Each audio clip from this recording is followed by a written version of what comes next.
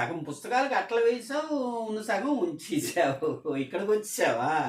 వెతుకుతున్నాను అంతాను. చాలా చాలా సంతోషం. పోన్లే, తర్వాత అట్లా వేసుకోవచ్చు. కానీ ఏమిటిది సాధన చేస్తున్నావు?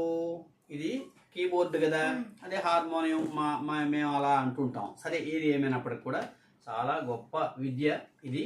మనం నేర్చుకుంటే అన్నిటికీ ప్రాణభూతమైంది, సారభూతమైంది ఇదే. కాబట్టి ఇది నేర్చుకోవడం చాలా మంచిది.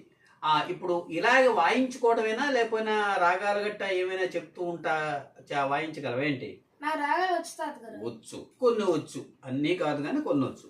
అయితే ఇందులో మధ్యమావతి అంటాం, అది వాయించగలవేమిటి?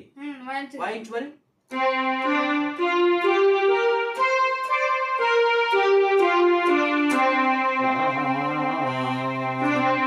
అయితే ఇందులో ఒక శ్లోకం చదువుతాను నేను.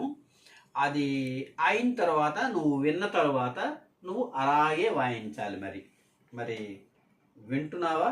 వింటావు కదా? శృతి చూపించు మరి. మనోజవం మారుతతుల్య వేగం జితేంద్రియం బుద్ధిమతాం వరిష్టం వాతాత్మజం వానరయూధముఖ్యం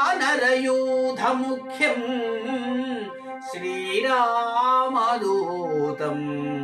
శిరసా నమామి. ఇది శ్లోకం.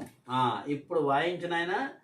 మనోజవం మారుతతుల్య వేగం జితేంద్రియం బుద్ధిమతాం వరిష్టం వాతాత్మజం వానరయూధముఖ్యం శ్రీరామదూతం శిరసా నమామి.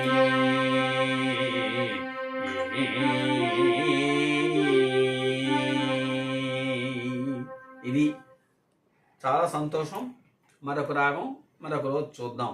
ఇలాగే విద్యార్థులందరూ కూడా, పిల్లలందరూ కూడా ఏదో ఒక కళకు కట్టుబడి ఉండాలని, పెద్దలు నేర్పించాలని మేము కోరుతూ చేద్దాం, చూద్దాం.